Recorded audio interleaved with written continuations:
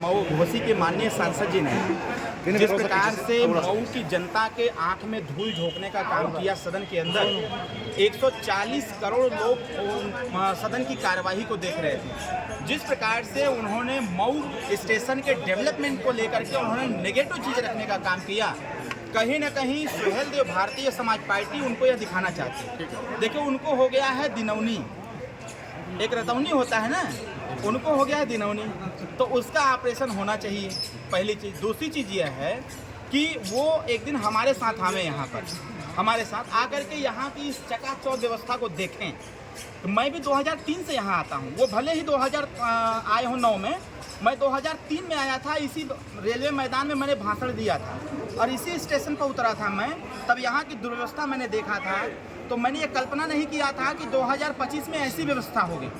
आज railway station की जिस प्रकार की व्यवस्था है, यह व्यवस्था देखने लायक है। ऐसी व्यवस्था कई बड़े स्टेशनों पर नहीं हो पाती है, यहाँ उनको देखना चाहिए। दूसरी बात, उन्होंने कहा पानी की व्यवस्था नहीं है। ऐसा कोई टोटी नहीं जिसमें पानी नहीं आता हो। तीसरा, उन्होंने कहा कि यहाँ जो यात्रीगण आते हैं उनके लिए कोई व्यवस्था नहीं। इतना अच्छा छाया की व्यवस्था किया गया है, पंखे की व्यवस्था है, और सबसे अच्छी बात है कि यहाँ रोजगार के अवसर कितने दिए गए हैं।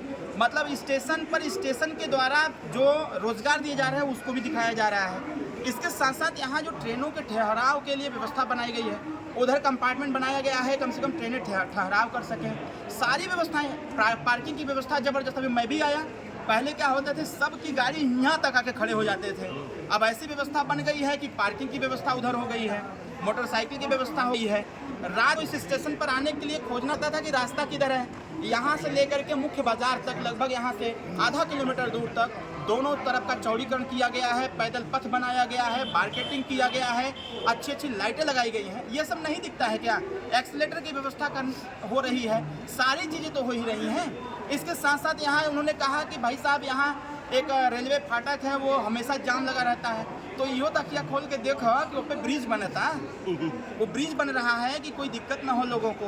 एक रास्ते के संबंध में उन्होंने कहा, भैया मेरे उस शहीदी वाला रास्ता बनवैले के बा, यो तो देखा, अगर कहले हुआ, हम तो फोटो देखते हैं, वीडियो देखते हैं कि वो व्यक्ति तो आपके बगलिया में बैठ करके आपसे बातचीत करता है। तो सदन में पूछने से पहले उन्हीं से पूछ लिए होते हैं कि भाई 5 साल का कॉन्ट्रैक्ट आपको मिला है, तो रास्ता काहे नहीं बनवा रहे हैं? वो रास्ता बनवा देते हैं तो जनता परेशान नहीं होती।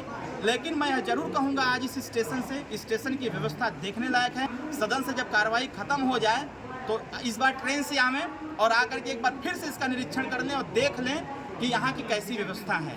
और इसके साथ साथ उन्होंने एक बात और बोला था, उन्होंने कहा मऊ का विकास नहीं हो रहा है। अरे भाई, सरकार सौतेला व्यवहार नहीं करते। हमारा संकल्प है उत्तर प्रदेश को उत्तम प्रदेश बनाने का। उत्तर प्रदेश तभी बनेगा जब मऊ का कल्याण होगा। आज 4 लेन का रास्ता, पूर्वांचल एक्सप्रेसवे दिख रहा है, पूर्वांचल एक्सप्रेस से के पास 4 लेन दिया है। जो सड़क अंदर सकरे थे उसको चौड़ा किया गया है, सड़कों पर लाइट की व्यवस्था दी गई। पूरे मऊ का ऐसा कोई टाउन एरिया नहीं होगा जिसमें अरविंद कुमार शर्मा जी ने स्पेशल बजट दे करके उसको सौंदर्यीकरण के लिए किया ना हो।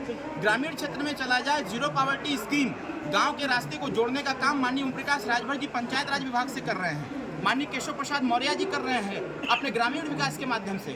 ये जो लोग हैं विपक्ष के लोग, उनको जब वो कुंभ पर प्रश्न चिन्ह खड़ा कर दिए, जो कुंभ इतना भव्य आयोजन हुआ, पूरी दुनिया में उसका जय जयकार हो रहा है, कुंभ जैसे महा आयोजन पर प्रश्न चिन्ह खड़ा हो गया। माननीय अखिलेश यादव जी के ही पार्टी के सांसद हैं, अखिलेश यादव जी ने कहा कि कुंभ में वही लोग जा रहे हैं जो पापी हैं। तो भाई ये बताओ, आप किस लिए गए थे? आप मीडिया पर बयान दिए कि हमने 11 डुबकी लगाया था। कौन सा पाप किए थे कि डुबकी लगाने चले गए थे? एक तरफ अखिलेश यादव जी उसी कुंभ पर प्रश्न खड़ा करते हैं, दूसरी तरफ जाके डुबकी लगाते हैं। तो इनके कथनी और करनी में जमीन आसमान का अंतर है। जनता के आंख में धूले नहीं झोंक सकते, जनता को गुमराह नहीं कर सकते। जब जब ये जनता को गुमराह करने का प्रयास करेंगे और जब जब मऊ के पास प्रश्न खड़ेंगे, तब तब डॉक्टर अरविंद राजभर चट्टान की तरह जनता के साथ खड़ा है।